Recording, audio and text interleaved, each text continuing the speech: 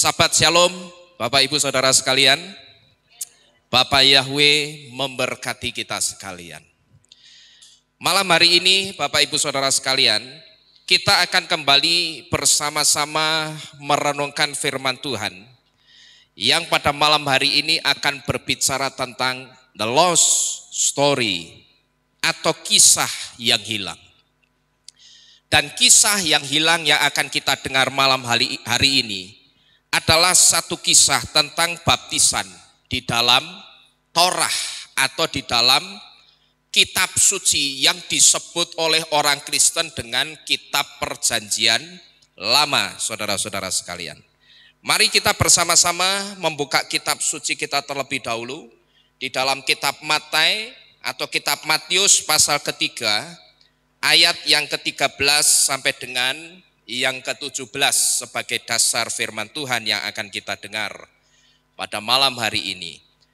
Kitab Matius pasal ketiga ayat yang ke-13 sampai dengan yang ke-17, di situ dikatakan, kemudian datanglah Yesua dari Galilea ke Yordan kepada Yohanan untuk dibaptis olehnya. Namun Yohanan mencegah dia dengan berkata, seharusnya aku yang perlu dibaptis olehmu, malah engkau yang datang kepadaku.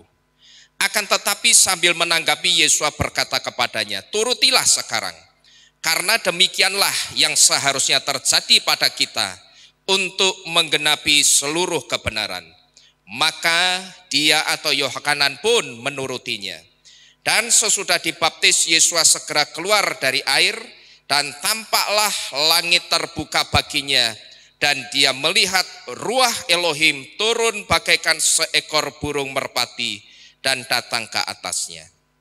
Dan perhatikanlah suatu suara dari Syamayim yang mengatakan, inilah putraku yang terkasih, kepadanyalah aku berkenan. Amin. Nah Bapak Ibu Saudara sekalian, apa yang akan kita dengar pada malam hari ini? Ini berangkat dari satu pertanyaan yang ditanyakan kepada saya ketika beberapa waktu yang lalu saya diminta untuk mengisi pelayanan firman di satu channel YouTube, saudara. Nah pada waktu itu ketika sesi tanya jawab dibuka, ada orang yang bertanya kepada saya begini, Pak, apakah di perjanjian lama itu tidak ada baptisan? Dan apakah di perjanjian lama itu hanya ada mikweh? Waktu itu saya jawab orang ini dengan mengatakan ada baptisan. Di Torah atau yang orang Kristen sebut dengan perjanjian lama, di situ ada baptisan.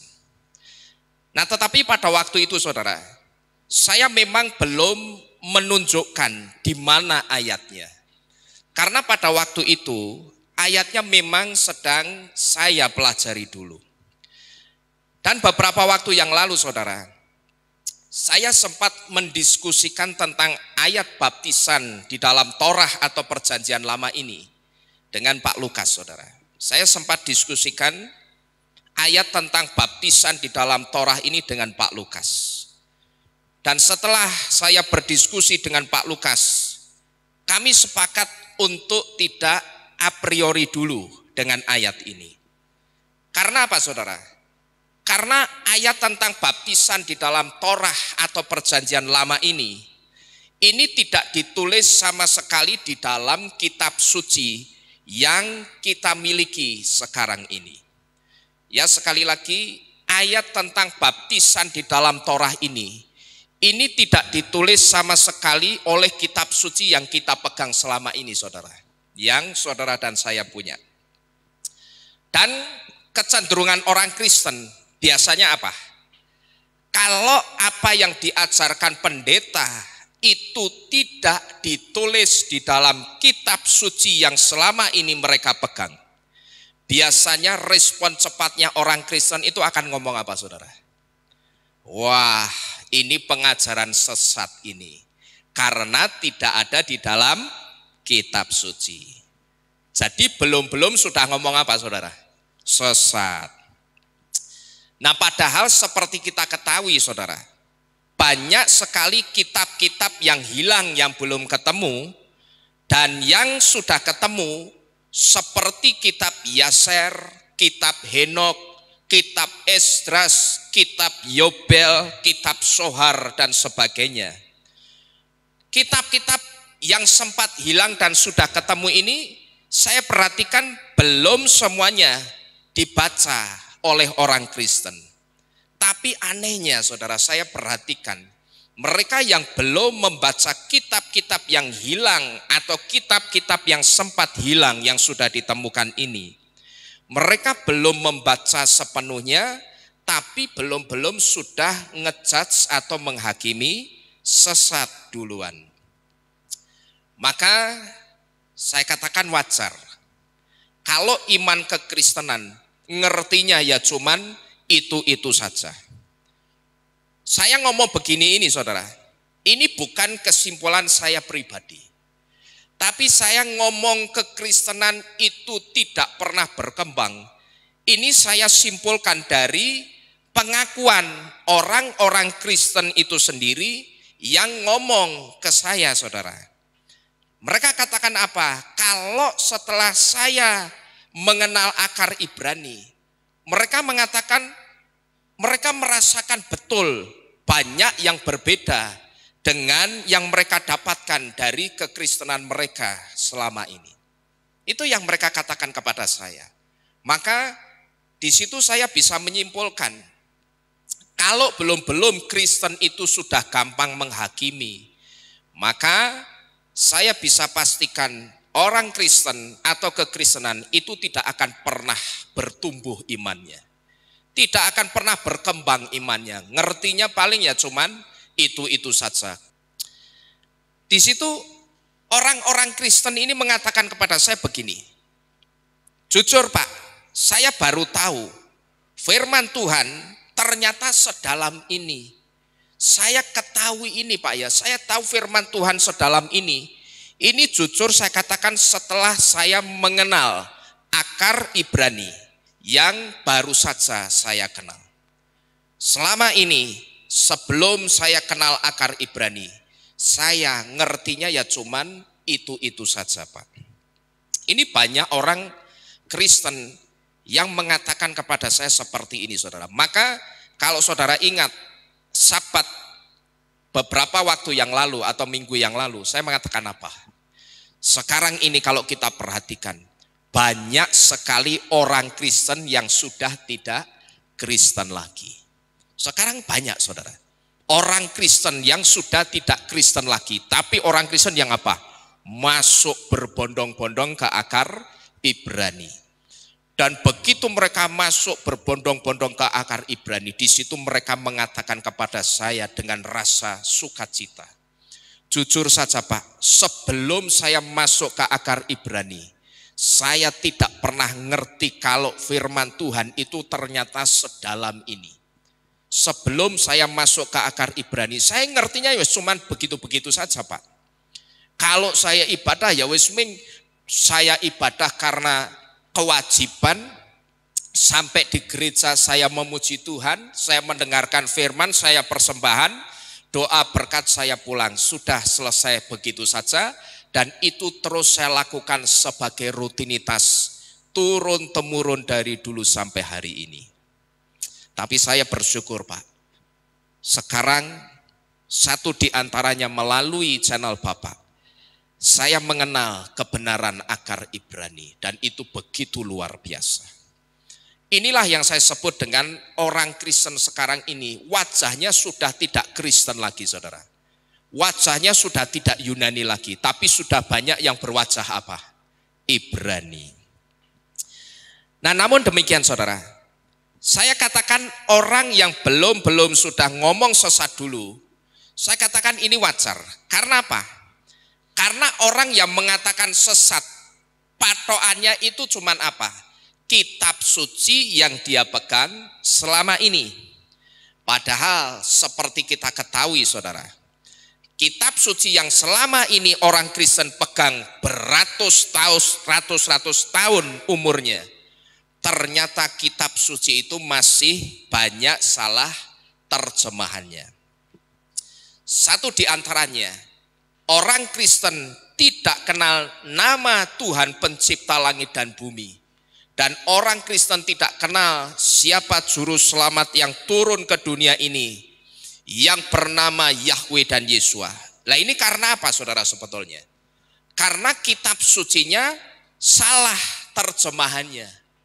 Nama Yahweh-nya bukannya ditulis Yahweh letter Lux, tapi justru diganti Tuhan dalam huruf besar semua. Saya tanya, memang bedanya apa? Tuhan yang ditulis huruf besar semua, Tuhan yang T-nya saja yang besar, dan Tuhan yang huruf kecil semua. Kalau saya ucapkan Tuhan, Tuhan, Tuhan, kira-kira Ivan bisa enggak membedakan mana yang besar semua hurufnya, mana yang T-nya tok yang besar? Bisa enggak kira-kira? Enggak bisa. Karena satu kata ketika diucapkan ya, bukan ditulis. Satu kata ketika diucapkan itu tidak bisa ditentukan di mana besar kecilnya huruf itu ditempatkan. Tidak bisa. Padahal ketika diucapkan kata Tuhan yang huruf besar semua, T-nya saja yang besar, atau Tuhan huruf besar kecil semua, itu tidak bisa dibedakan. Tidak ada yang bisa membedakan saudara-saudara sekalian. Tapi Lembaga Alkitab Indonesia mengganti nama Tuhan pencipta langit dan bumi yang harusnya Yahweh, justru disalin dengan kata Tuhan huruf besar semua. Terus nama juru selamatnya yang harusnya Yesus jadi siapa? Jadi Yesus. Padahal juga nama itu tidak pernah bisa diterjemahkan. Nama kita mau dimanapun, ya seperti itulah nama kita. Yang membedakan itu hanya lafal pengucapannya yang sedikit berbeda. Ini yang pertama. Lalu kalau kita melihat di dalam kitab 1 Samuel pasal ke-19 ayat yang ke-9 dari kitab terbitan Yayasan Lembaga Alkitab Indonesia. Ayat ini seringkali dipakai oleh orang-orang di luar iman percaya kita untuk mengolok-olok dan dipakai untuk menjatuhkan imannya orang Kristen. Di situ dikatakan di dalam kitab 1 Samuel 19 ayat 9 dari kitab LAI ditulis apa? Tetapi roh yang jahat yang daripada Tuhan hinggap atas Saul dan seterusnya. Nah, orang Kristennya ditanya, kamu ngapain nyembah Tuhan yang jahat? Di mana-mana Tuhan itu baik. Tapi ngapain kamu nyembah Tuhanmu yang jahat kamu sembah-sembah? Loh, kok kamu bisa mengatakan begitu? Lah coba kamu lihat Alkitabmu sendiri.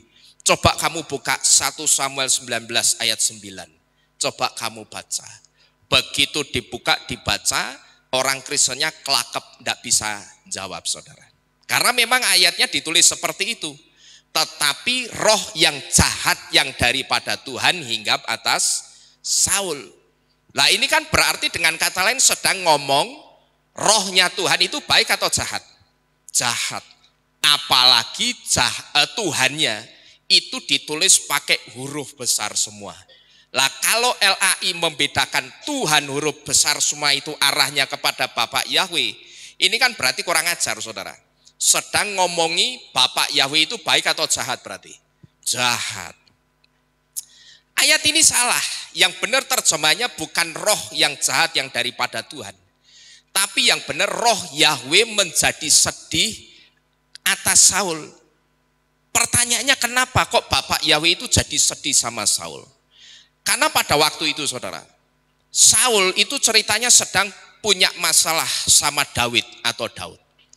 Nah cuman ketika Saul itu punya masalah sama Daud, waktu itu Bapak Yahweh mendeteksi Saul itu mau menyelesaikan bukan dengan cara seorang raja, bukan dengan cara yang terhormat, bukan dengan cara yang elegan. Tapi Saul mau menyelesaikan masalahnya dengan Daud pakai apa? Pakai tombak. Dengan kata lain, Saul itu mau bunuh Daud saudara. Nah begitu Bapak Yahweh mendeteksi sikapnya atau caranya Saul yang tidak baik ini, yang tidak benar ini, rohnya Bapak Yahweh itu jadi sedih gitu loh saudara. Paham saudara ya? Rohnya Bapak Yahweh itu sedih. Seperti seolah-olah Bapak Yahweh itu sedang ngomong begini, aduh Saul, kamu itu kan orang yang tak urapi, tak pilih jadi raja, sekalipun kamu bukan pilihanku. Kamu dipilih jadi raja itu karena desaan bangsa Israel yang minta raja. Karena orang-orang Israel waktu itu muak dengan anak-anaknya Samuel yang jadi hakim, jadi pengacara, tapi apa? Mereka juga jadi maklar kasus, mereka terima suap ini itu. Sehingga orang-orang Israel pada waktu itu muak dengan anak-anaknya Samuel. Maka pada waktu itu orang-orang Israel ini mendesak Bapak Yahweh untuk dikasih raja. Sebetulnya orang-orang Israel itu tahu raja mereka itu ya Bapak Yahweh. Kalaupun ada petinggi atau pejabat di tengah-tengah orang Israel, itu kedudukannya bukan sebagai raja, hanya sebagai hakim yang akan mengadili perkara-perkaranya orang-orang Israel. Tapi karena mereka terus mendesak Bapak Yahweh minta dikasih raja, akhirnya dicarikan raja, ketemunya Saul. Nah, cuman begitu Saul punya masalah sama Daud, Saul ternyata tidak menyelesaikan dengan cara seorang raja yang elegan, yang duduk bersama empat mata bicara baik-baik. Tapi justru Saul diselesaikan pakai apa? Pakai tombak. Saul mau bunuh si Daud. Nah di situ rohnya Bapak Yahweh itu menjadi sedih kepada Saul. Bukan roh jahat yang daripada Tuhan. Ini terjemahan yang ngawur, yang keliru. Tapi roh Yahweh itu menjadi sedih. Kamu itu orang yang aku urapi, Saul. Tapi kenapa pada saat kamu punya masalah, kamu tidak menyelesaikan dengan cara yang terhormat? Kalau kamu menyelesaikan dengan cara ini, kan ini mempermalukan aku, gitu loh. Dengan kata lain Bapak Yahweh sedang ngomong seperti itu. Dan kalau kita perhatikan lagi saudara, masih banyak kesalahan penterjemahan lainnya seperti yang ada di bawah ini saudara-saudara sekalian. Ya ini memang tidak bisa dibaca ya, tetapi kalau ini kelihatan jelas tulisannya, ini adalah daftar kesalahan penterjemahan Yayasan Lembaga Alkitab Indonesia. Segini banyaknya saudara. Tapi malam ini saya tidak akan membahas soal kesalahan penterjemahan ini. Karena malam ini kita akan kembali ke poin firman Tuhan tentang kisah yang hilang di dalam kitab suci. Dan malam ini saudara, saya juga akan mengajak untuk kita tidak a priori dulu. Kita jangan berprasangka buruk dulu sebelum menyelidiki kebenaran ayat-ayat yang tidak ditulis atau tidak tertulis di dalam kitab suci yang kita miliki sekarang ini. Ya jangan sikap kita seperti orang Kristen di luaran sana yang belum membaca ayat-ayatnya, belum membaca kitab-kitab yang hilang yang sudah ditemukan kembali, tapi belum sudah ngomong sesat. Nah sikap kita jangan seperti itu saudara. Malam ini saya ingin mengajak saudara, jangan kita a priori dulu, kita jangan skeptis dulu, jangan meragukan dulu, dan juga jangan kita berprasangka buruk dulu dengan ayat-ayat yang tidak tertulis atau tidak ditulis di dalam kitab suci yang selama ini kita miliki. Yaitu satu ayat tentang baptisan di dalam Torah atau di dalam Perjanjian Lama. Nah di sini saudara, saya akan mengangkat satu pertanyaan yang barangkali selama ini pertanyaan ini juga terngiang-ngiang di pikiran kita. Mungkin ada di antara kita yang pernah berpikir, kalau Yesua disebut sebagai penggenap nubuatan Torah, kalau Yesua dibaptis, berarti di Torah seharusnya ada dong orang yang dibaptis juga. Nah mungkin barangkali saudara, selama ini kita juga pernah memikirkan pertanyaan ini. Kita berpikir, kalau Yesua itu dikatakan atau disebut sebagai penggenap nubuatan Torah, berarti seharusnya di Torah itu juga ada dong orang yang dibaptis juga sama seperti Yesua. Karena Yesua kan penggenap nubuatan Torah. Paham saudara dengan pertanyaan ini? Halo? Paham ya? Barangkali ada di antara kita yang bertanya, nek Yesua itu penggenap nubuatan Torah, nah ini berarti di Torah itu seharusnya ada dong orang yang juga dibaptis sama seperti Yesua. Karena kalau di Torah tidak ada orang yang dibaptis, berarti Yesua itu bohong. Kalau disebut sebagai penggenap nubuatan Torah, berarti Yesua bohong. Berarti kalau di dalam Torah atau perjanjian lama tidak ada, berarti ketika Yesua mengatakan aku datang bukan untuk membatalkan Torah tapi menggenapi, berarti apa yang dikatakan Yesua ini bohong. Nah, tapi pertanyaannya saudara, siapa yang dibaptis di dalam Torah? Karena kalau kita melihat kitab suci yang kita pegang selama ini, kita tidak pernah menemukan tentang baptisan di dalam Torah. Kalau saudara tidak percaya, Torah itu kan seringkali disebut orang Kristen dengan apa? Perjanjian lama. Kalau saudara tidak percaya, saudara buka handphone suci saudara, terus saudara contreng yang perjanjian lama, saudara ketik di search di kolom pencarian, saudara tulis baptis. Nanti saudara tidak akan menemukan tentang baptisan di Torah atau perjanjian lama. Karena memang di kitab suci yang kita pegang selama ini tidak pernah dibahas atau dicatat tentang baptisan. Dan tidak dicatatnya tentang baptisan di dalam Torah ini sempat kemudian dipertanyakan oleh satu kelompok orang-orang Yahudi yang tidak menerima Yesus sebagai Tuhan dan Juru Selamat. Karena mereka tidak menerima Yesus sebagai Tuhan, maka apapun yang dilakukan Yesus, apapun yang diucapkan Yesus itu juga tidak diterima. Termasuk satu di antaranya soal apa? Baptisan. Ketika Yesus dibaptis, bukannya orang Yahudi itu percaya dan ikut dibaptis seperti Yesus, tapi justru ngomong apa? Kami tidak menerima baptisan karena di dalam Torah itu tidak ada baptisan. Pertanyaannya sekarang, benarkah seperti itu? Kalau saudara cek di dalam handphone suci saudara, saudara search kata baptis, saudara cari di situ tidak akan pernah ketemu tentang baptisan. Kalau mikweh atau pembasuhan memang ada. Ya, kalau mikweh atau pembasuhan memang ada. Nah, sebelum kita masuk lebih dalam, kita akan lihat dulu saudara, apa bedanya tevilah atau baptisan dengan mikweh pembasuhan. Mikweh atau pembasuhan lebih kepada pentahiran diri.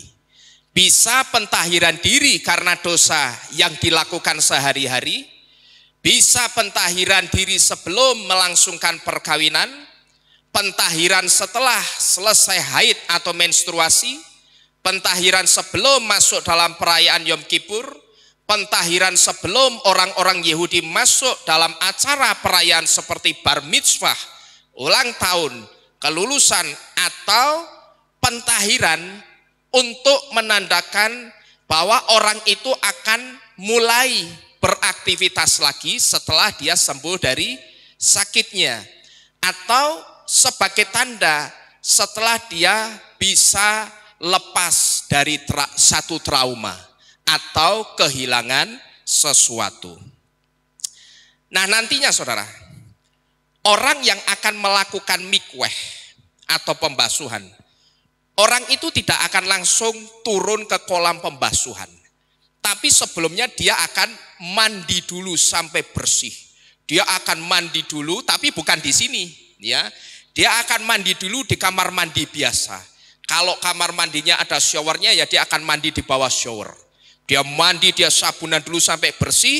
Setelah bersih, masih dalam keadaan telanjang bulat setelah mandi, orang itu akan masuk ke satu kolam khusus seperti ini untuk membasuh tubuhnya.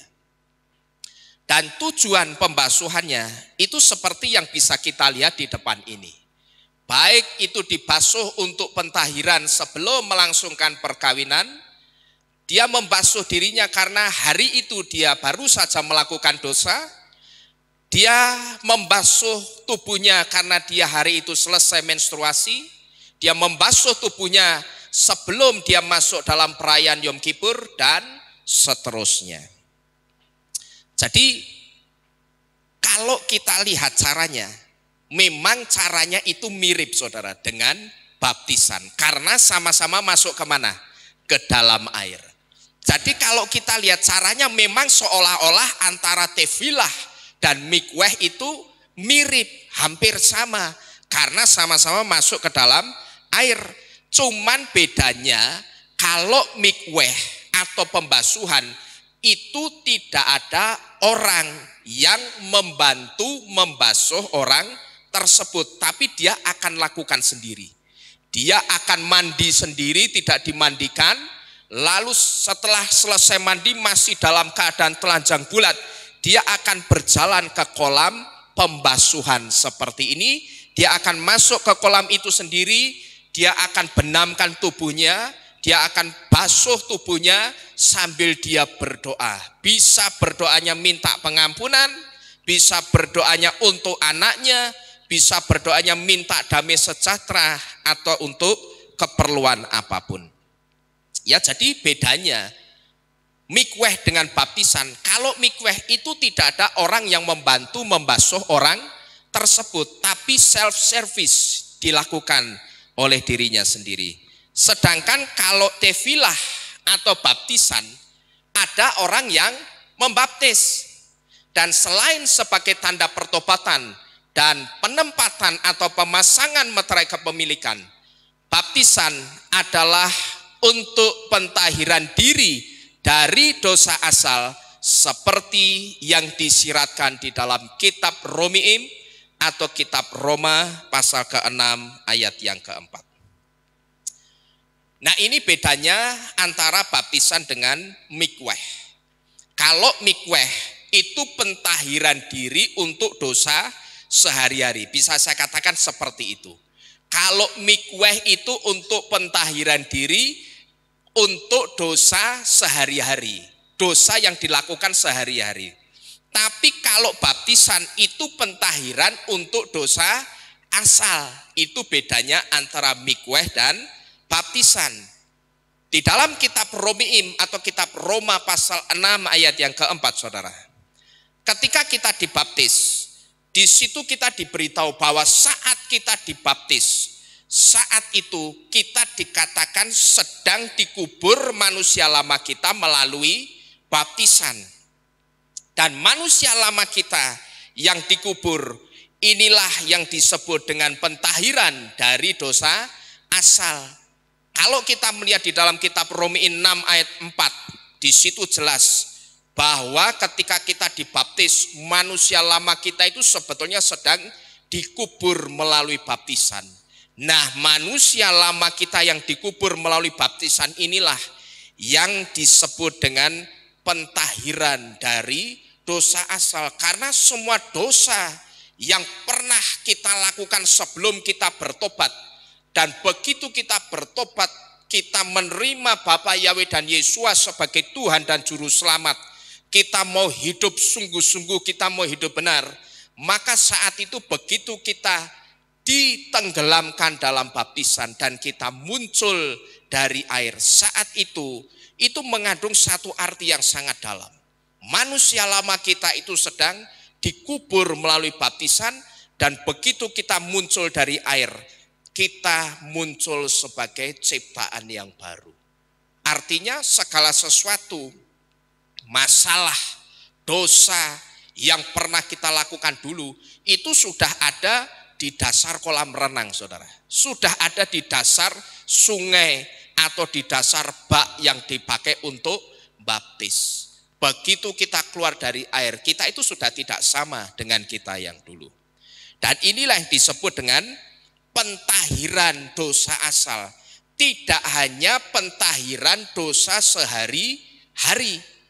Tapi saya ingin memberitahu bahwa yang paling penting dari baptisan yang kita terima, itu bukan soal pentahiran dosa asal kita.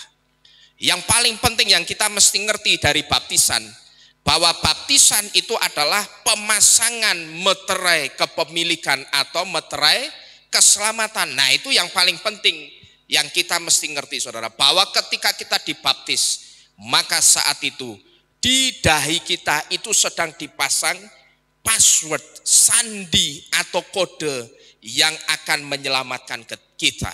Ketika kita sampai di pintu gerbang Syamayim, itu akan terdeteksi otomatis bahwa ini adalah sandinya, kodenya orang-orang yang berhak masuk ke Syamayimnya Bapak Yahweh. Nah, ini yang paling penting yang mesti kita ngerti. Kalau ini saya memberitahu yang di depan ini hanya sekedar untuk kita ngerti bedanya antara baptisan dengan pembasuhan. Kalau pembasuhan itu pentahiran untuk dosa sehari-hari, sedangkan baptisan itu dosa asal. Artinya dosa yang kita bawa sejak dulu, begitu kita dibaptis, saat itu semuanya luntur dan ada di dasar air tempat kita dibaptis. Nah, kita kembali ke pertanyaan di depan tadi, saudara. Benarkah ada baptisan di dalam Torah atau Perjanjian Lama? Jawabannya adalah ada.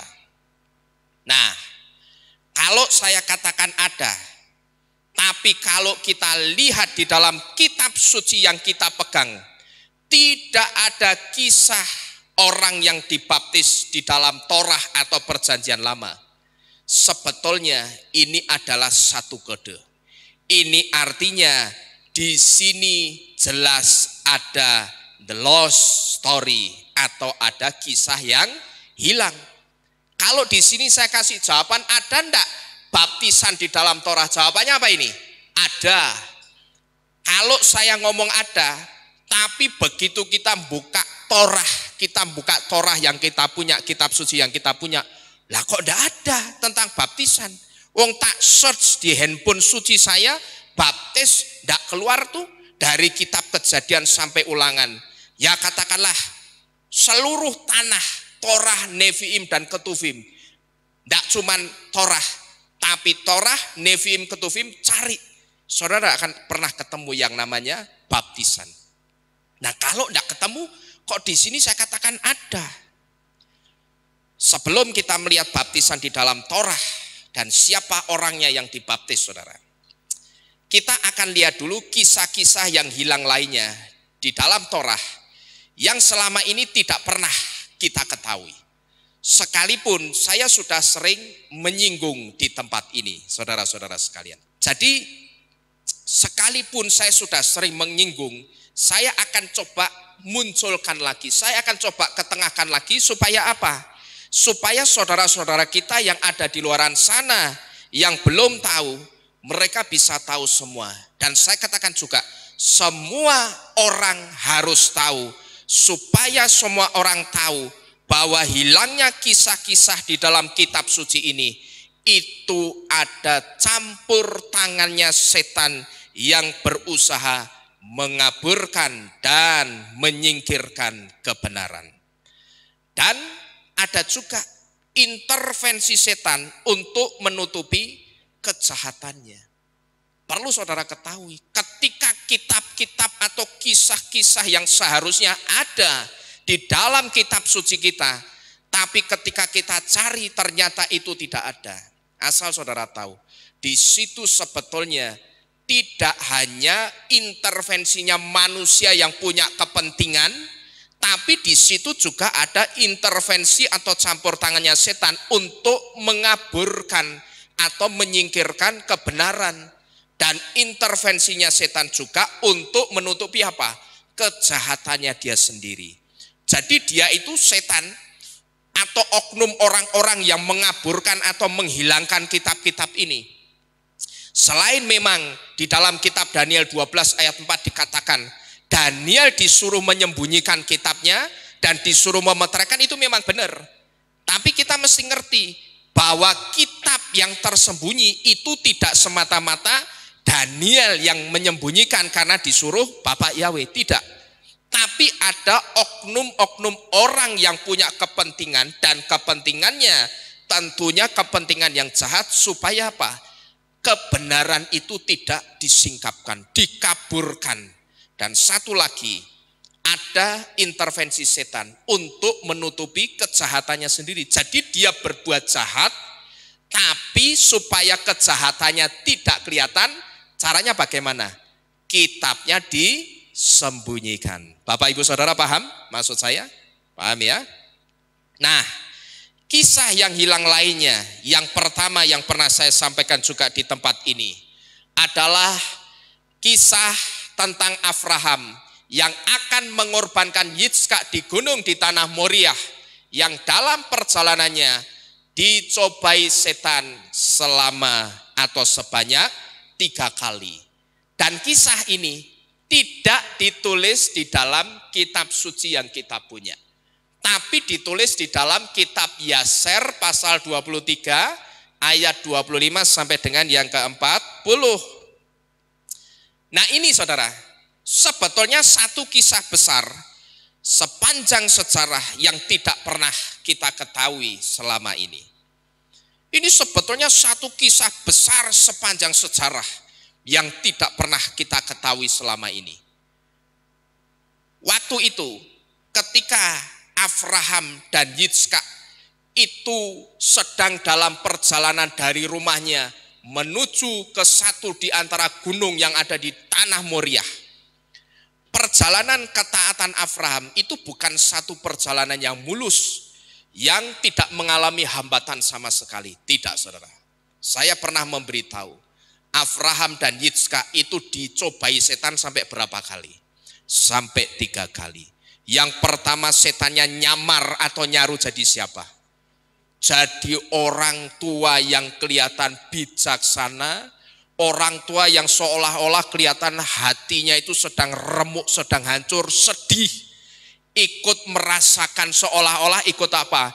Berduka cita atau berbelasungkawa dengan Abraham. Karena apa? Setan ngerti si Yitskak ini sebentar lagi akan dikorbankan.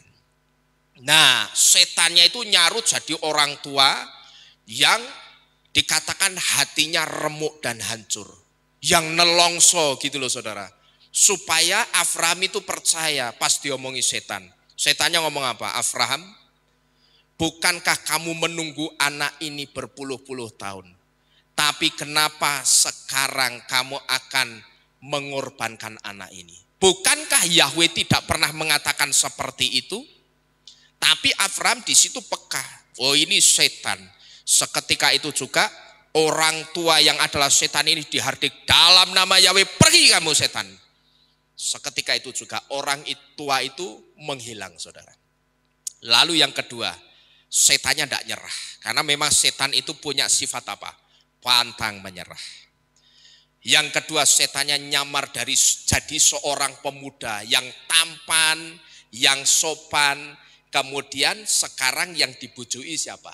Yitskaknya. Yitskak dijejeri, ditanya, Yitskak, kamu tahu? Kamu sadar enggak? Kamu diajak bapakmu ke gunung di tanah Moriah, katanya mau mengorbankan korban di sana. Tapi coba kamu pikir, kamu bawa domba enggak untuk dikorbankan? Si Yitskaknya jawab, kata bapakku, dombanya sudah ada di sana, sudah disediakan Yahweh di sana. Oh salah, kamu ngerti? Yang jadi dombanya itu sebetulnya kamu sendiri. Yitskaknya tanya sama Abraham, betulkah kata-kata orang ini Bapak? Abraham mendeteksi lagi, ini setan ini, anak muda ini. Sekarang kamu perhatikan kata-kataku. Arahkan lurus matamu tertuju kepada Yahweh. Jangan pedulikan pemuda itu. Seketika itu juga pemudanya dihardik setannya pergi dan hilang begitu saja. Kemudian yang ketiga, setannya juga tidak pantang menyerah lagi. Dia coba halang-halangi Abraham dan Yitzhak dan rombongannya dengan menjadi sebuah sungai yang besar, yang arusnya sangat kuat dan deras sekali, yang dikatakan sampai mau menenggelamkan Abraham dan Yitzhak. Memang Abraham dan Yitzhak pada waktu itu sempat lupa kalau di tempat itu sebetulnya tidak pernah ada sungai, apalagi ada sungai besar yang arusnya kuat, tidak pernah ada. Tapi karena pada waktu itu Abraham, dia coba konsen kepada Bapak Yahweh, dia lewati. Begitu sampai mata kaki dia masih bisa, airnya sampai mata kaki bisa berjalan dengan lancar. Sampai dengkul mulai agak tersendat, naik sampai pinggang mulai kesulitan berjalan. Sampai pada akhirnya air itu sampai di batas leher. Dan begitu airnya sudah sebatas leher, setannya jadi arus sungai yang kuat. Wus, saat itu hampir saja menenggelamkan Abraham dan Yitzhak. Nah begitu Abraham dan Yitzhak itu mau tenggelam, mereka ingat, Abraham ingat, loh aku itu dulu pernah lewat sini, di sini ini tidak ada sungai besar. Wah ini mesti setan ini. Benar saja saudara, sungainya dihardik dalam nama Yahweh, pergi kamu setan. Seketika itu juga sungai yang tadinya besar arusnya deras dan kuat jadi daratan kering, bahkan bekas lembabnya airnya itu tidak ada. Saudara-saudara sekalian. Nah, kalau di dalam kitab suci yang kita punya, kisah ini tidak pernah ada saudara. Yang ada cuma apa? Abraham sama Yitzhak berangkat dari rumah, tapi tahu-tahu sudah sampai mana? Gunung di tanah Moria. Ngerti-ngerti sudah sampai di Moria. Dan kalau kita perhatikan kisah aslinya tadi saudara, di situ kita bisa melihat ada intervensi atau campur tangan setan untuk menutupi kejahatannya setan itu sendiri. Yaitu apa? Ketika kisah ini tidak dicatat di dalam kitab suci yang kita pegang selama ini, saya sebut inilah upaya setan menutupi kejahatannya. Karena apa? Karena kalau kita perhatikan saudara, kisahnya Abraham ini saudara-saudara sekalian, yang kalau kita perhatikan tidak ada di dalam kitab suci kita. Karena kisahnya Abraham ini satu kisah yang sangat besar. Kenapa saya katakan kisah ini sebetulnya kisah yang sangat besar? Karena di dalam kisah ini kita tahu, kisah ini melibatkan satu tokoh besar dunia yang ketiga setelah Bapak Yahweh dan Yesua. Abraham itu tokoh besar dunia nomor 3. Setelah siapa? Bapak Yahweh, Yesua, yang ketiga siapa? Abraham. Sedangkan semua orang di dunia ini ngerti dan tahu Abraham itu tokoh besar dunia yang dikenal dan diakui oleh 3 agama besar di dunia ini. Tapi anehnya, kenapa kisah lengkap perjalanan ketaatannya Abraham itu tidak ditulis di kitab suci kita, tapi itu justru ditulis di kitab orang-orang jujur atau yang disebut dengan kitab Yaser. Itu tidak ada di dalam kitab suci kita. Ya, setannya ngerti. Yang sedang dia tutupi itu kisahnya tentang tokoh besar dunia yang ketiga setelah Bapak Yahweh dan Yesua. Dia kaburkan, dia tutupi. Ngerti-ngerti wong pas perjalanan kok ngerti-ngerti tiba-tiba sudah sampai di tanah Moria, di gunung itu. Lah ini kan aneh saudara. Nah ini kisah yang hilang yang pertama. Lalu ada juga kisahnya Mose yang pada saat itu mau dibunuh oleh malaikat Bapak Yahweh karena Mose tidak menyunat Gersom anaknya saat Mose dalam perjalanan disuruh Bapak Yahweh menemui Firaun. Dan kisah ini juga tidak dicatat lengkap di dalam kitab suci yang kita pegang selama ini, tapi justru di dalam kitab Yaser pasal ke-79 ayat 5 sampai dengan yang ke-12. Kalau kita coba bandingkan dua kitab yang mencatat kisah ini, saudara, saudara nanti akan tahu di mana letak kejanggalannya. Cuman ini ada enggak ya di kitab saya, coba. Bentar ya. Ya. Yuk kita buka bersama-sama saudara-saudara sekalian. Yang pertama di dalam kitab Shemot dulu. Shemot atau kitab Keluaran pasal keempat ayat yang ke-21 sampai dengan yang ke-26. Saya bacakan untuk saudara-saudara sekalian. Saya tanya dulu, saudara punya kitab Yaser enggak? Enggak ada ya? Ya sudah, saya bacakan. Kita lihat dulu yang kitab ILT yang kita punya. Keluaran 4 ayat 21 sampai 26. Perhatikan baik-baik kisahnya. Di situ dikatakan, dan Yahweh berfirman kepada Mose, pada waktu engkau kembali ke Mesir, ingatlah semua mujizat yang telah aku taruh di dalam tanganmu. Dan lakukanlah itu di hadapan Firaun. Dan aku akan mengeraskan jantungnya, dan dia tidak akan membiarkan umat itu pergi. Dan engkau akan berkata kepada Firaun, beginilah Yahweh berfirman, Israel adalah anakku, anakku yang sulung. Dan aku berfirman kepadamu, suruhlah anakku pergi, dan biarlah dia melayani aku. Tetapi jika engkau menolak untuk menyuruhnya pergi, lihatlah, akulah yang akan membunuh anakmu, anak sulungmu. Dan terjadilah di tengah jalan. Ya, coba kita lihat dulu, saya ulangi ayat ke-23. Dan aku berfirman kepadamu, kepada siapa berarti? Kepada Firaun. Suruhlah anakku pergi. Siapa itu yang dimaksud? Israel, orang-orang Israel. Dan biarlah orang-orang Israel itu melayani Yahweh. Tetapi jika engkau menolak untuk menyuruhnya pergi, lihatlah, akulah yang akan membunuh anakmu, anak sulungmu. Sekarang berhenti sampai di situ. Lalu kita lanjut ayat 24. Di sini letak keanehannya. Dan terjadilah di tengah jalan. Yang dimaksud di tengah jalan atau di tengah perjalanan Mose menemui Firaun, di suatu tempat bermalam Yahweh menemui Mose dan bermaksud untuk membunuhnya. Nah, terus yang aneh lagi ayat 25. Maka Sipora mengambil pisau batu dan memotong kulit katan anaknya, alias disunat si Gersom itu, dan menyentuhkannya pada kaki Mose, dan wanita itu berkata, engkau adalah pengantin darah bagiku. Maka dia suruh daripadanya pada saat wanita itu berkata, pengantin darah mengenai sunat itu. Ya saudara, bisa lihat ya, kira-kira paham maksudnya ya. Mose disuruh menemui siapa? Firaun. Tapi tiba-tiba di tengah jalan justru mau dibunuh sama malaikatnya Bapak Yahweh. Artinya ada malaikatnya Bapak Yahweh yang disuruh untuk membunuh Mose. Nah ini kan aneh saudara. Wong disuruh kok tiba-tiba malah mau dibunuh. Ada apa? Nah kita lihat di dalam kitab Yaser pasal keberapa itu?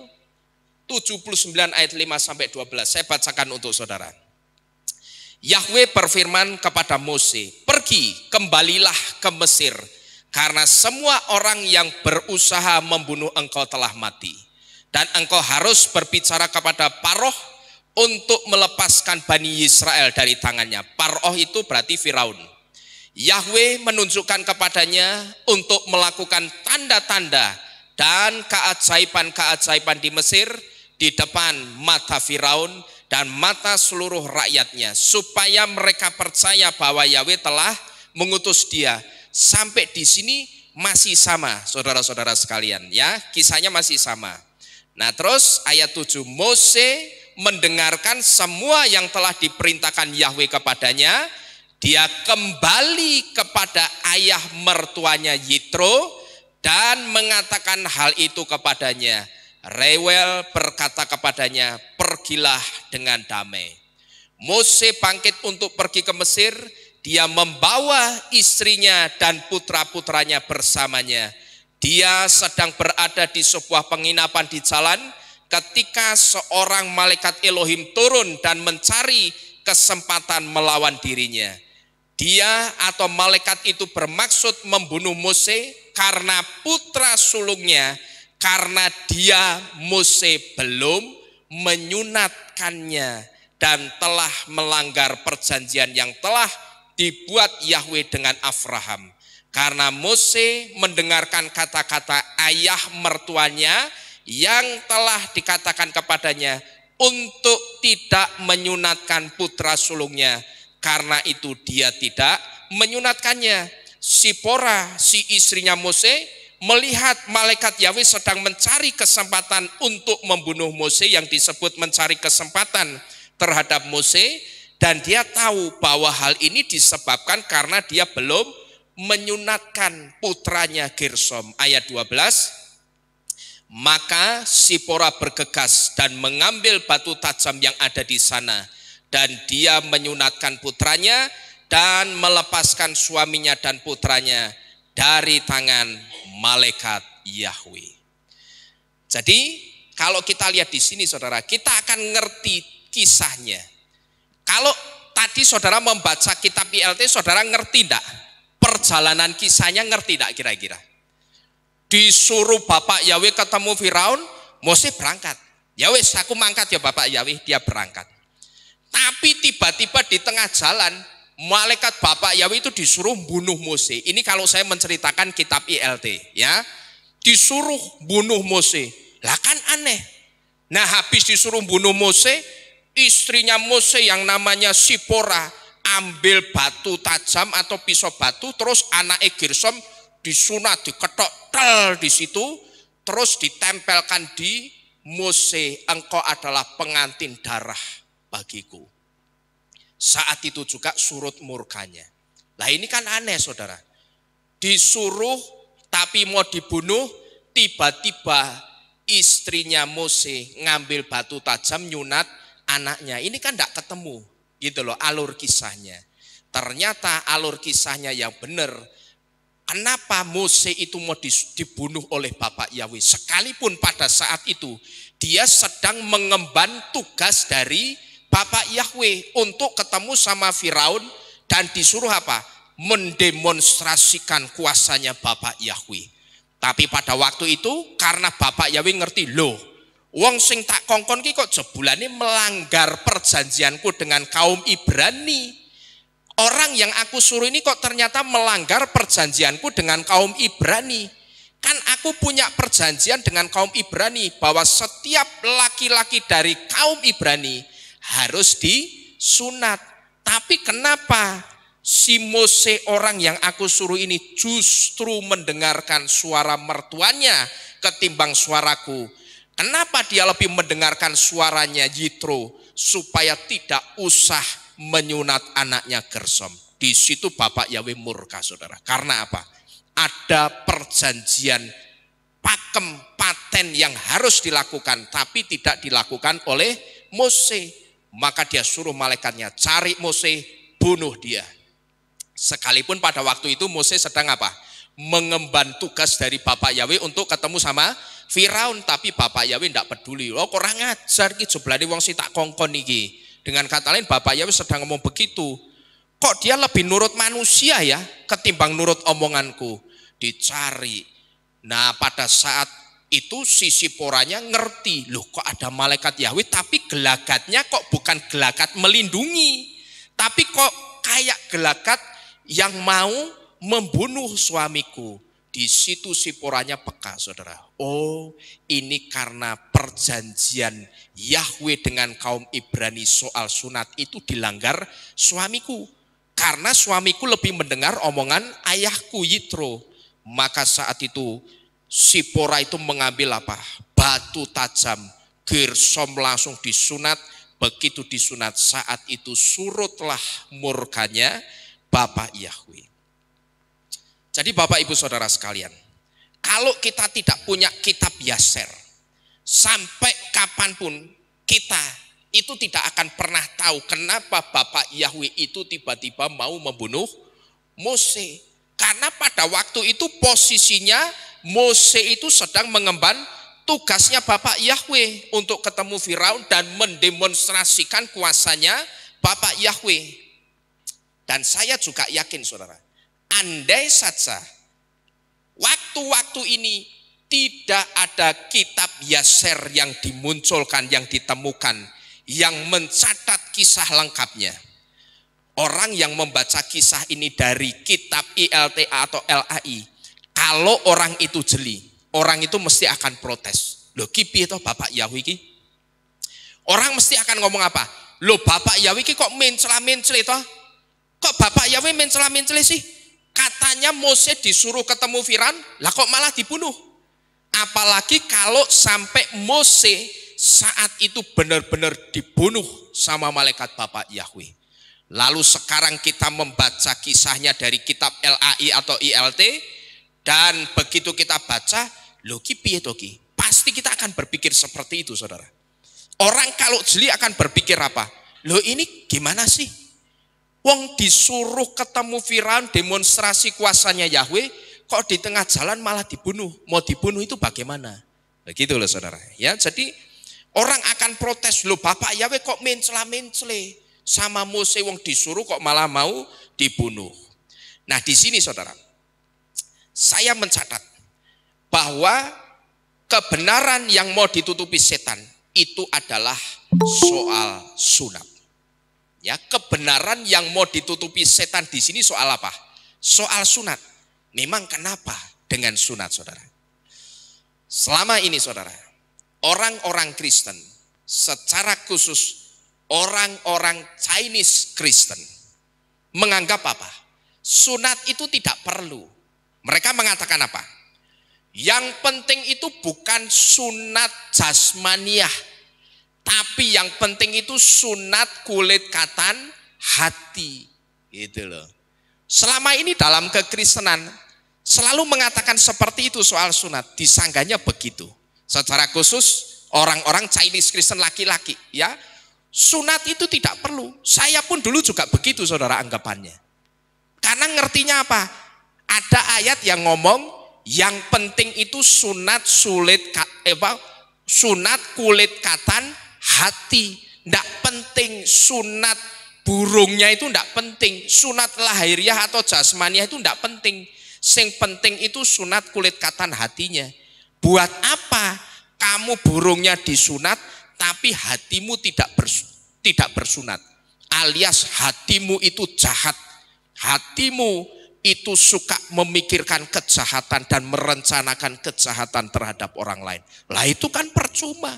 Jadi yang lebih penting, yang lebih baik itu sunat kulit katan hati. Dan itulah statementnya orang-orang Kristen selama ini. Dan inilah yang saya sebut, bahwa yang mau dikaburkan setan atau ditutupi setan itu soal sunat. Wong sunat itu tanda perjanjian antara Bapak Yahweh dengan kaum Ibrani. Tapi melalui kisah ini saudara, kisah yang lengkap ini kita tahu sunat fisik itu tanda perjanjian dari Bapak Yahweh dengan orang-orang yang percaya kepada Bapak Yahweh. Ini yang kedua. Lalu kisah yang sebelumnya tidak kita ketahui juga adalah kisah bait suci yang pernah dinajiskan oleh orang-orang Yunani yang membawa patung dewa Zeus ke dalam bait suci dan menyembelih anak babi di meja persembahan seperti ini, yang kemudian dipersembahkan kepada Zeus, yang ternyata semua kejadian ini disebabkan oleh sikap orang-orang Yahudi sendiri yang mau mengasimilasikan imannya atau mencampurkan imannya dengan imannya orang-orang Yunani.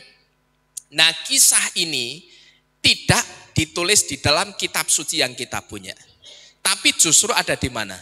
Di Deuterokanonika atau kitabnya orang-orang Katolik. Di situ ada namanya kitab Makabe. Nah, di dalam kitab 1 Makabe 1 ayat 14 sampai 17 dicatat tentang kisah ini saudara. Nah, kitab 1 Makabe 1 ayat 14-17 bunyinya seperti ini. Pada saat itu keluarlah beberapa orang jahat dari Israel, menyesatkan Israel dengan mengatakan, mari kita mengadakan perjanjian dengan bangsa-bangsa di sekitar kita. Karena sejak kita berbeda dari mereka, banyak masalah yang buruk telah menimpa kita. Kalau saudara perhatikan sampai di poin ini dulu. Saudara ingat, ini persis dengan siapa? Dengan orang-orang yang pernah saya saksikan di tempat ini.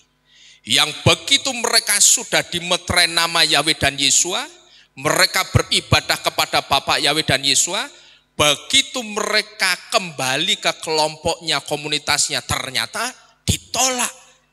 Dan ini omongannya mirip persis seperti ini loh saudara. Ya kalau ini kan dikatakan apa?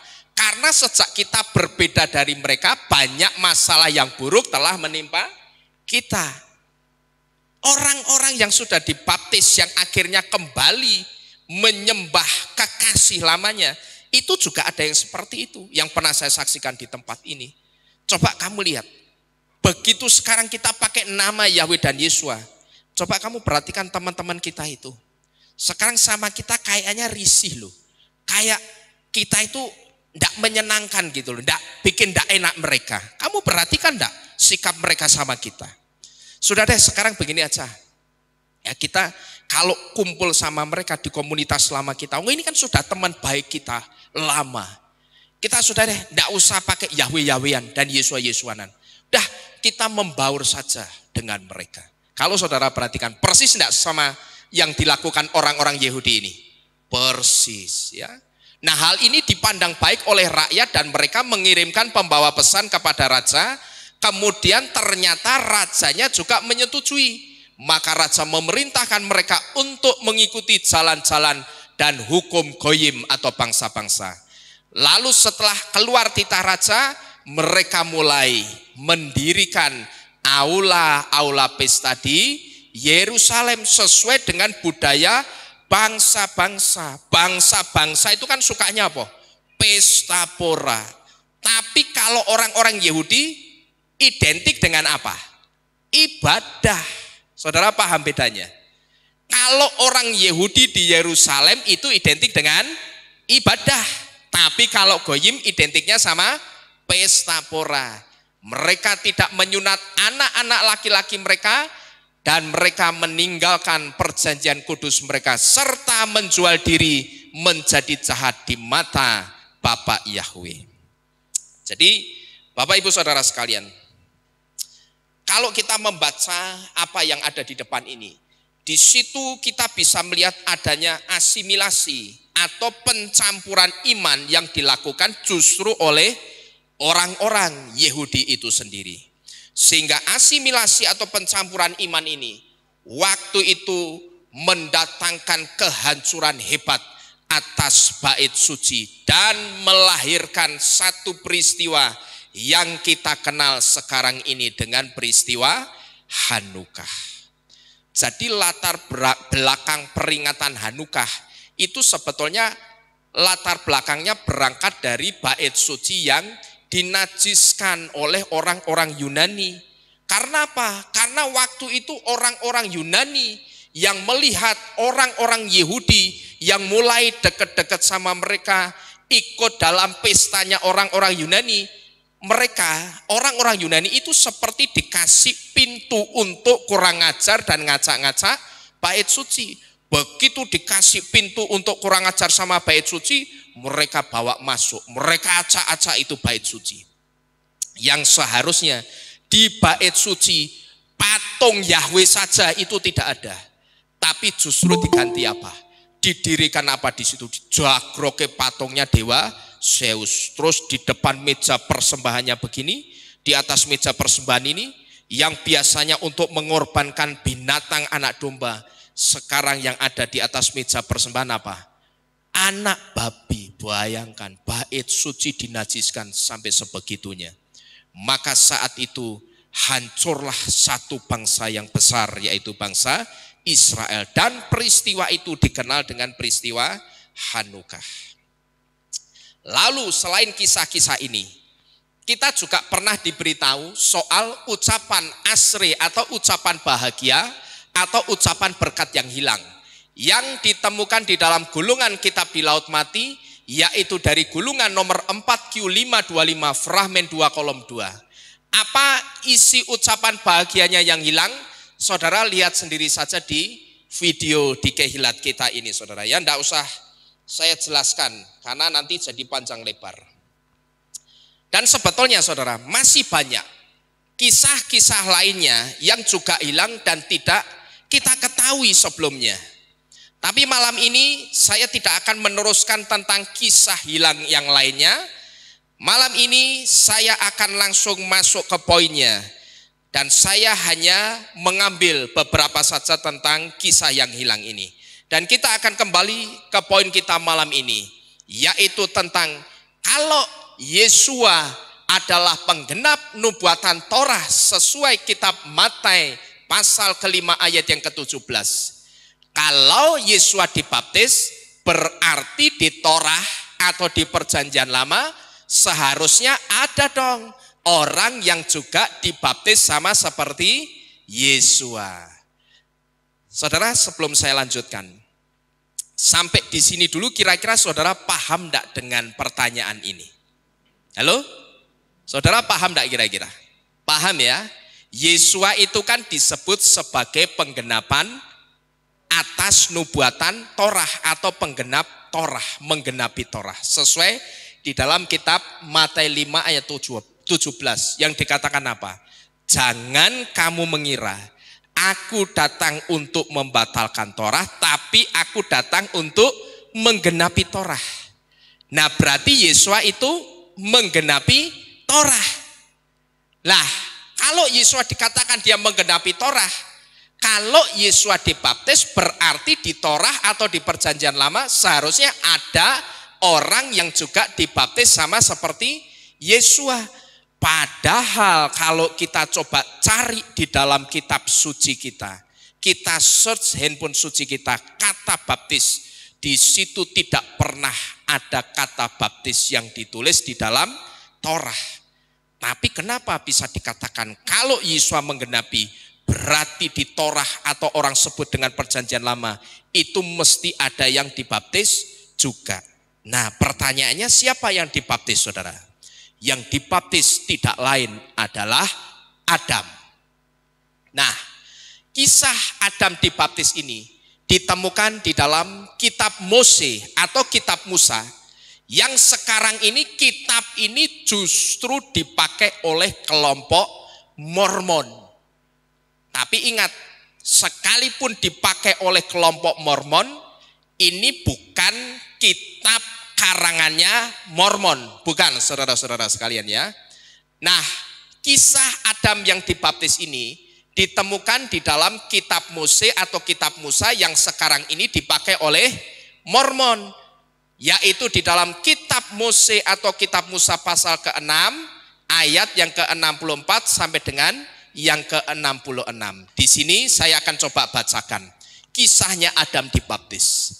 Dan terjadilah ketika Elohim telah berbicara dengan Adam, bapa leluhur kita, maka Adam berseru kepada Elohim dan dia diangkat pergi oleh ruah Elohim dan dibawa ke bawah ke dalam air dan diletakkan di bawah air dan ditampilkan keluar dari air, dan demikianlah dia dibaptis dan ruah Elohim turun ke atas dirinya, dan demikianlah dia dilahirkan melalui roh dan menjadi dihidupkan dalam manusia batiniahnya.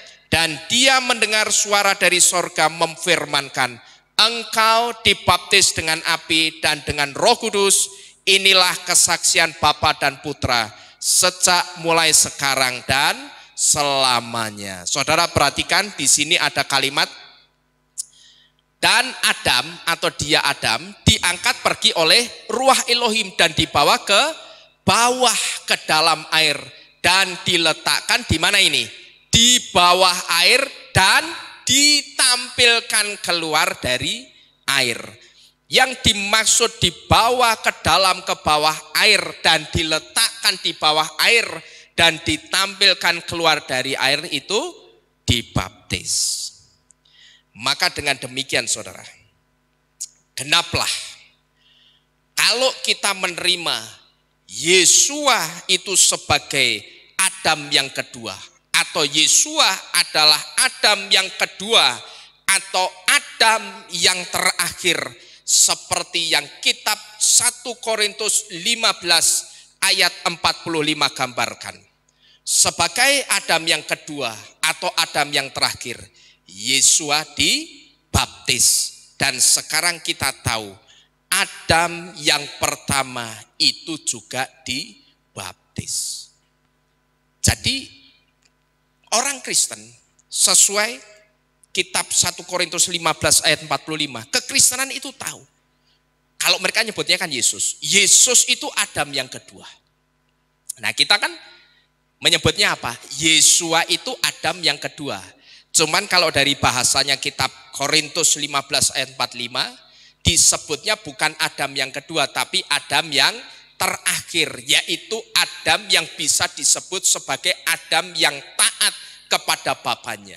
Bedanya kalau Adam yang pertama itu tidak taat kepada Bapak Yahweh, tapi Yesua sebagai Adam yang kedua atau Adam yang terakhir adalah Adam yang taat kepada bapaknya.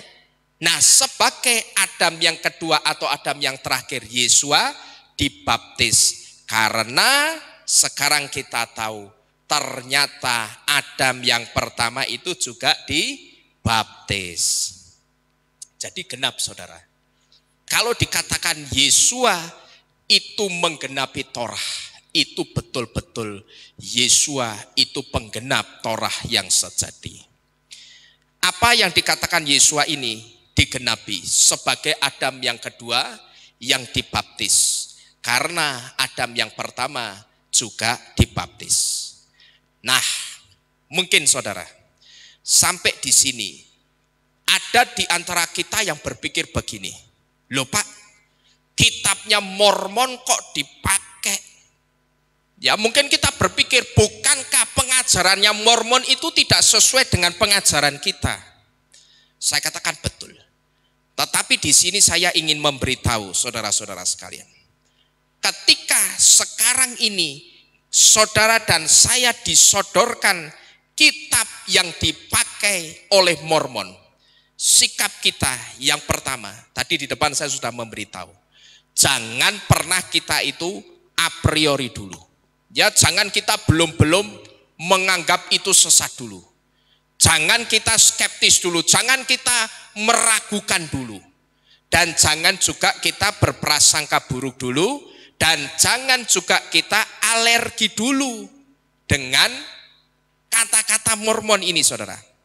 Memang saya sendiri itu juga tidak menerima pengajarannya Mormon. Pengajarannya Mormon itu tidak kita terima dan tidak kita imani. Tapi kalau ada kitab Mose yang dipakai oleh Mormon, yang harus kita lihat itu kitabnya dan isinya, bukan soal siapa yang memegang atau memiliki kitab itu. Ya sekali lagi, kalau sekarang kita disodorkan tentang kitab Mose atau kitab Musa yang ternyata setelah kita ngerti, kalau saudara buka situsnya ini ayatnya ada di online. Kalau saudara mau nanti saya kasih linknya. Kalau saudara buka situs ini, di situ akan ditulis orang-orang suci akhir zaman. Gereja Yesus Kristus orang-orang suci akhir zaman. Nah, gereja Yesus Kristus orang-orang suci akhir zaman ini identitasnya Mormon, saudara. Ya, ini identitasnya Mormon di Semarang ini ada di sebelah Matahari Simpang 5 Jalan Ayani itu. Ada, dan ini identitasnya Mormon. Nanti kalau saudara buka situsnya ini, di awal istilahnya di kop situsnya itu ada tulisannya Gereja Yesus Kristus orang-orang suci akhir zaman. Tapi di situs itu memuat kitab-kitab. Nah, satu di antaranya kitab yang dimuat adalah kitab Mose atau kitab Musa. Nah, sekarang sikap kita bagaimana? Pak, bukannya Mormon itu pengajarannya jauh keluar dari pengajaran kita. Kan itu tidak kita imani. Maka saya memberitahu di depan tadi, sikap kita itu jangan alergi dulu saudara. Jangan kita itu gampang a priori. Pokok hati kita itu taruh di posisi netral dulu, nanti biarkan pengetahuan baru itu masuk dulu. Nanti kita akan cross check kira-kira sesuai enggak dengan kitab suci atau Torah yang kita miliki. Tinggal nanti kalau tidak sesuai dengan kitab suci atau Torah atau tanah yang kita miliki, ya enggak usah dipakai. Kan gampang. Tapi hati kita mesti apa? Netral dulu, jangan a priori dulu, jangan alergi dulu. Yang harus kita lihat itu kitabnya dan isinya, bukan siapa yang memegang atau memiliki kitab itu. Tidak perlu saudara soal siapa yang memegang atau memiliki kitab itu. Tapi kebenaran di dalam kitab itu, itulah yang mesti kita pegang baik-baik. Yang harus kita lihat itu itunya. Sehingga ketika hati kita itu bisa melihat kitabnya dan isinya, sampai kapanpun hati kita itu tidak akan a priori. Kita tidak akan alergi dengan sesuatu yang baru, yang belum pernah kita ketahui sebelumnya. Asal saudara tahu, kitab Mose atau kitab Musa itu bukan karangan nabinya Mormon yang namanya Joseph Smith, bukan. Ya, saya kasih tahu bahwa kitab Mose atau kitab Musa itu bukan karangan nabinya Mormon yang namanya Joseph Smith, bukan. Mormon itu punya kitab sendiri yang katanya hasil dari pewahyuan yang diterima oleh nabinya yang bernama Joseph Smith, yang ceritanya pada waktu itu ketika Joseph Smith itu sedang tidur, dia bermimpi.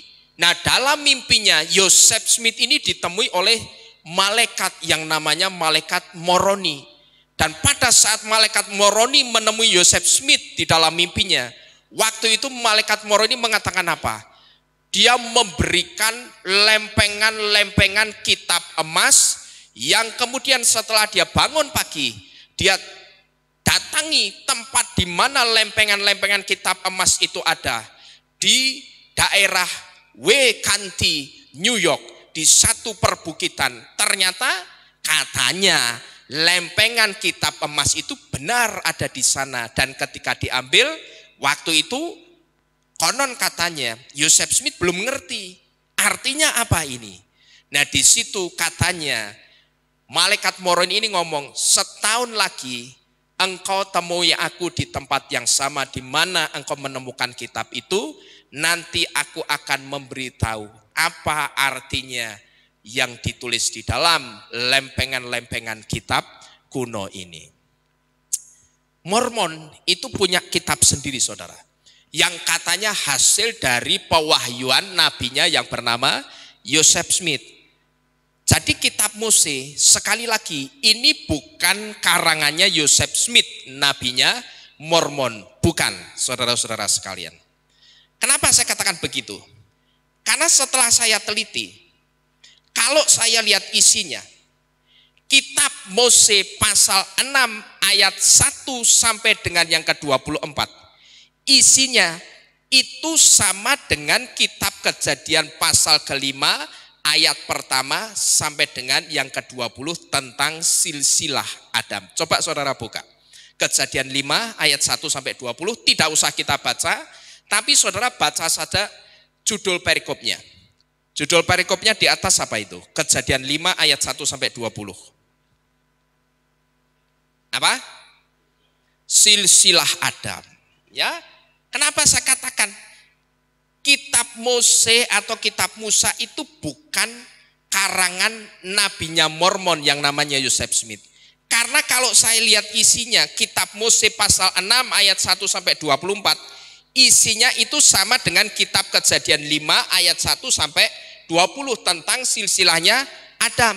Hanya beda bahasanya saja, tapi inti ayatnya sama. Bahasanya yang sedikit berbeda, tapi untuk inti ayatnya sama. Tapi saudara, setelah ayat 20 dalam catatan saya, setelah ayat 20 kitab ILT atau pasal 5 ayat 20 dari kitab ILT, kisahnya itu tidak sama lagi dengan kitab Mose pasal 6 ayat 25 dan seterusnya. Tadi perbandingannya apa? Saya lihat Mose pasal 6 ayat 1 sampai 24 itu sama dengan Kejadian 5 ayat 1 sampai 20. Tapi setelah ayat 20 di kitab ILT kita atau pasal 5 ayat 21-nya dan seterusnya itu tidak sama dengan kitab Mose pasal selanjutnya, ayat selanjutnya, ayat 25 dan seterusnya. Nah, di dalam kitab Mose pasal 6 mulai ayat 52 sampai dengan ayat 66, disitulah kisah tentang baptisannya Adam itu mulai dicatat, saudara-saudara sekalian.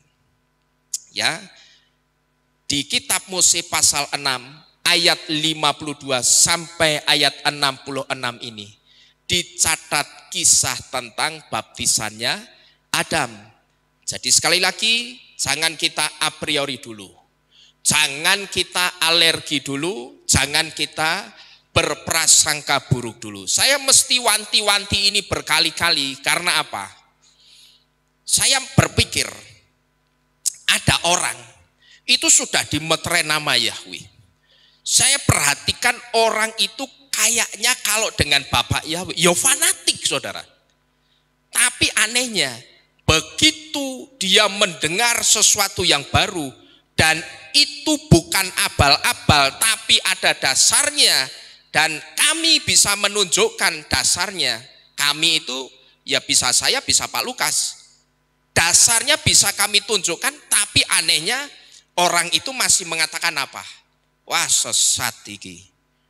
Wong pengagung Yahweh kok nggo kitabe Mormon gitu loh. Tapi yang diomong bukan kitabnya Mormon, kitab yang lain. Dianggapnya yang paling benar itu ya kitab suci yang jumlahnya berapa? 66 dari Kejadian wis sampai Wahyu wis sing bener titik. Lah kalau begitu gugurlah Matius 5 ayat 17 yang dikatakan aku Yesua datang bukan untuk membatalkan Torah tapi menggenapi. Gugur. Kalau kita hanya melihat kitab suci yang kita punya, nubuatan ayat Matius 5:17 ini akan gugur. Lah mana? Wong Yesua dibaptis tapi kenyataannya di Torah atau di Perjanjian Lama tidak ada satu orang pun yang dicatat di dalam kitab suci kita yang juga dibaptis sama seperti Yesua. Kalau begitu gugur saudara. Lah ini akibat dari apa? Hatinya itu gampang tertutup untuk pengetahuan yang baru. Nah kita jangan model kayak begini saudara. Ya, cara kita jadi orang percaya itu terbukalah dulu. Karena apa? Angin pengajaran dari Sion itu anginnya sedang berhembus kencang-kencangnya. Nah angin pengajaran dari Sion itu membawa banyak pengetahuan-pengetahuan yang baru gitu loh. Kalau hati kita belum sudah tertutup, hati kita belum sudah ngomong sesat, ini itu salah, ngawur, ya sudah. Maka saya katakan apa? Kita tidak ada bedanya dengan kekristenan, tidak ada bedanya dengan orang Kristen yang tidak pernah bertumbuh, yang tidak pernah berkembang imannya, ngerti nemong itu tok. Ya nek ndak Musa ya Harun, nek ndak Harun ya Firaun, nek ndak Firaun Matius, Markus, Lukas, Yohanes, terus sampai kitab Wahyu. Wahyu saja jarang dibaca. Karena apa? Wah, megah aku maca kitab Wahyu. Awakku greges kabeh nek maca kitab Wahyu. Mereka sekarang di dunia ngomong apa? Awakku greges kabeh nek maca kitab Wahyu. Tapi nanti tahu-tahu ada kejadian besar di dunia ini. Ada kejadian luar biasa besar di dunia ini seperti COVID kemarin. Langsung apa? Kedandapan. Bingung karepe dhewe. Loh tok. Ya toh? Loh kok iso tok. Nah karena apa orang seperti ini? Karena pada saat dikasih pengetahuan yang baru yang dinubuatkan di dalam kitab suci yang sebetulnya di dalam kitab suci yang kita pegang itu ada, mereka menolak. Wes ora usah kanggo nubuatan. Ya pokok apa sing ditulis di kitab suci itu saja yang dipakai, ya sudah. Pengetahuanmu akan berhenti sampai di situ dan selamanya saya katakan kamu akan menjadi seperti katak yang ada di dalam tempurung. Orang ngerti apa-apa ngangoh. Ya toh tela-telo. Kayak ketek ketulup itu loh. Ya toh. Nanti begitu ada kejadian luar biasa di dunia ini yang menggoncang dunia ini seperti COVID kemarin. Loh tok. Ya toh, mungisoni lahlo. Nah, kita kan sudah dikasih tahu saudara. Sebelum ada kejadian luar biasa COVID seperti pirang tahun ya, 3 tahun yang lalu, kita sudah dikasih tahu sebelum tahun 2020, jauh sebelum tahun 2020, melalui satu nubatan yang dikatakan apa? Tidak ada pertanda yang baik untuk tahun-tahun dunia ini di waktu yang akan datang. Nah, karena kita sudah ngerti, kalau saya antisipasi, saya berjaga-jaga. Saya bertanya-tanya, waduh akan ada apa ya ini? Sekalipun sekitar 12 tahun yang lalu, tahun 2011, sebetulnya saya sudah ngerti akan ada kejadian apa di tahun 2020, cuman kejadiannya apa pastinya itu yang saya tidak tahu. Cuman pada waktu itu saya sempat mendengar ada seseorang yang akan mengatakan bahwa 2020 akan ada kejadian luar biasa. Terbukti tidak saudara? Terbukti. Ya. Nah, kalau kita senang dengan pengetahuan-pengetahuan yang baru, aman. Kita mesti bisa berjaga-jaga, kita bisa antisipasi, kita bisa menyiapkan apa? Jantung hati kita.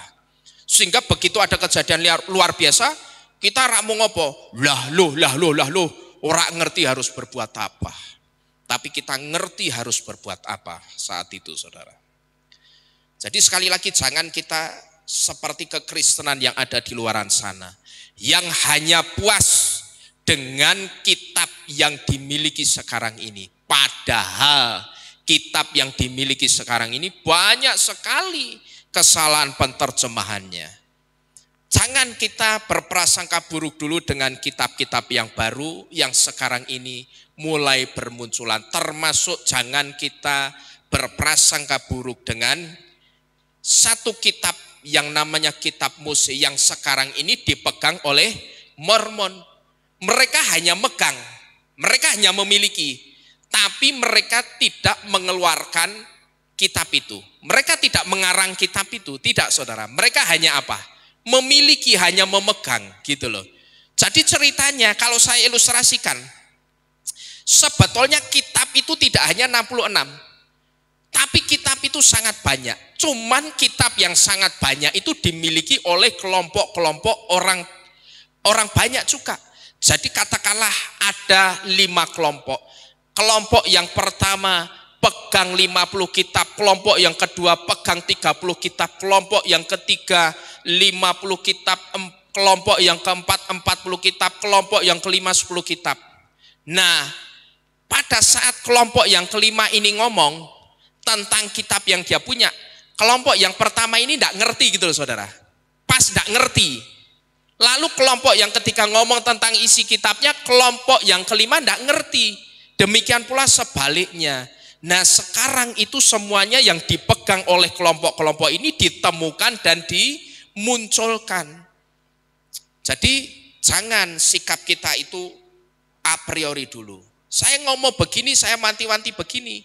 Ya itu, karena saya perhatikan ada orang yang sudah dimeterai Bapak Yahweh, nama Yahweh sudah benar. Saya perhatikan orangnya kelihatannya fanatik. Tapi anehnya ketika dikasih sesuatu yang baru, justru sesuatu yang baru itu dianggap sesat. Jadi Bapak Ibu Saudara sekalian, kita jangan sekali lagi berprasangka buruk dengan kitab Mose. Sekalipun kitab Mose itu dipegang oleh Mormon.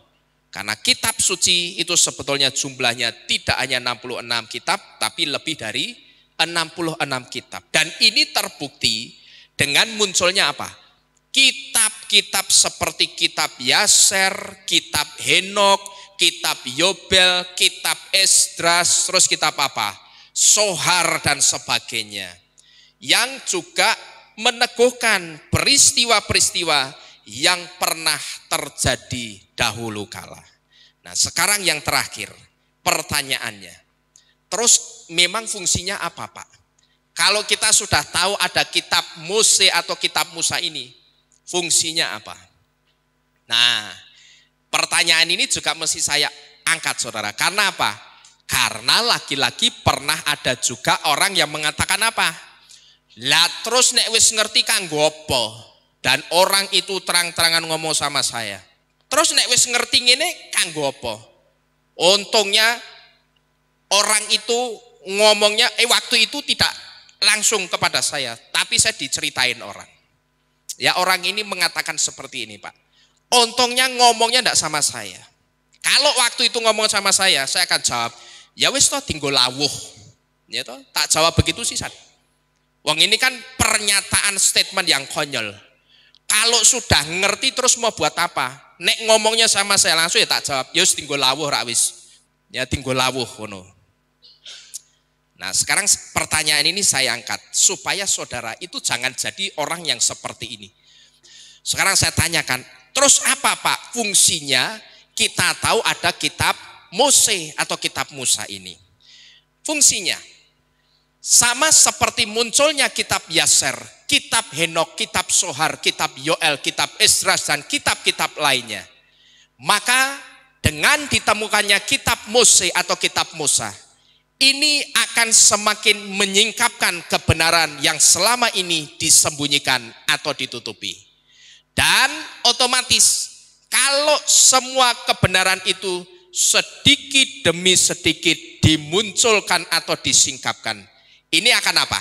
Mempersempit yang namanya ruang gerak penyesatan. Gitu loh saudara. Ya, jadi kalau saya bayangkan itu seperti kontraflow. Jadi ketika kebenaran itu banyak dimunculkan, otomatis penyesatannya jadi sedikit. Nah demikian pula sebaliknya, ketika kebenarannya itu hanya sedikit yang dimunculkan, banyak yang disembunyikan, otomatis yang banyak apanya? Penyesatannya. Kira-kira seperti itu saudara. Jadi kalau ditanya fungsinya apa? Fungsinya ini akan semakin menyingkapkan kebenaran yang selama ini disembunyikan atau ditutupi. Dan otomatis kalau semua kebenaran itu sedikit demi sedikit disingkapkan, ini akan semakin mempersempit ruang gerak penyesatan. Satu hal yang mesti kita ingat saudara, sekaranglah waktunya semua kitab-kitab yang tersembunyi itu dimunculkan ke permukaan. Daniel 12 ayat 4 sekarang sedang digenapi. Kita baca. Daniel pasal ke-12 ayat yang keempat. Kita baca bersama-sama supaya ayat ini terngiang-ngiang di pikiran kita. Kitab Daniel pasal ke-12 ayat 4. Kenapa kita mesti ngerti pengetahuan-pengetahuan yang baru ini? Mari kita baca. Alef Bet Gimel. Tetapi engkau hai Daniel, sembunyikanlah segala firman itu dan meteraikanlah kitab itu sampai pada apa itu? Akhir zaman. Banyak orang akan berlari kian kemari dan pengetahuan akan apa? Bertambah. Jadi waktu-waktu ini saudara, inilah waktu yang disebut dengan zaman akhir itu atau akhir zaman itu, di mana orang berlari kian kemari mencari pengetahuan dan pengetahuan ditambahkan oleh Bapak Yahweh bagi mereka yang mau mencari, ditambahkan. Kalau saudara tidak mau mencari bagaimana? Ya tidak apa-apa. Wah saya tidak usah lah Pak. Saya mau firman yang PMP saja. Pendidikan moral saja Pak. Ya ndak usah yang pengajaran model begini. Nek wis ngerti terus kanggo apa? Ya wis tinggal lawuh toh. Ya. Jadi waktu-waktu ini, inilah waktu di mana Bapak Yahweh itu sedang menambahkan pengetahuan-pengetahuan yang baru. Dan apa yang terjadi ketika pengetahuan itu ditambah saudara kira-kira? Begitu pengetahuannya ditambah, otomatis ruang gerak penyesatannya jadi menyempit karena pengetahuannya bertambah, otomatis ruang gerak penyesatannya jadi menyempit. Sehingga ketika ruang gerak penyesatan itu semakin dipersempit, kita akan semakin tahu saudara, mana yang benar dan mana yang tidak benar. Saya ambil contoh. Kalau saudara yang sudah lama di tempat ini, saudara akan ngerti. Kita sudah tidak pernah lagi mengadakan perjamuan kudus sebulan sekali. Apalagi seminggu sekali. Tidak pernah. Kita dulu ngertinya perjamuan kudus seminggu sekali, sebulan sekali. Itu benar. Ya toh? Tapi begitu pengetahuan yang baru itu disingkapkan. Orang Kristen seharusnya mesti hati-hati dengan yang namanya perjamuan kudus. Karena yang betul itu sebetulnya bukan Holy Communion, bukan perjamuan kudus, tapi seder pesah, perjamuan pesah. Yang benar itu. Karena kalau sampai orang Kristen tidak tahu betul-betul kenapa dia mengadakan perjamuan makan hosti dan minum anggur, hostinya saja sudah salah, sudah keliru. Ya, anggurnya bukan peresan tangan manual. Kalau orang Kristen sampai tidak tahu, orang Kristen itu bisa digiring ke pemujaannya dewa anggur yang namanya dewa Opofagia. Hati-hati. Ini kan yang kita anggap dulu benar, saudara. Kita perjamuan kudus setiap bulan. Lah kan ayatnya, lakukanlah sesering mungkin kamu bisa melakukannya. Nah, dapat ayat itu tambah. Perjamuan kudusnya orang mau ngopo? Sebulan sekali, seminggu sekali, bahkan setiap hari perjamuan kudus. Sehingga begitu ada orang sakit, cekoki anggur sama hosti. Loh, memang salah dikasih anggur sama hosti? Ya saya katakan memang tidak salah, sekalipun hostinya salah. Seharusnya bukan hosti, tapi bikin sendiri roti tidak beragi, yang benar begitu. Cuman salahnya apa? Kalau setiap kali ada orang sakit butuh pertolongan Tuhan, yang disodorkan anggur sama hosti, lama-lama mindsetnya orang akan berpikir apa? Yang menyembuhkan aku apanya? Anggur sama hostinya. Jadinya apa? Jadinya apa? Bapak Yahweh-nya, kuasanya Bapak Yahweh tidak kelihatan.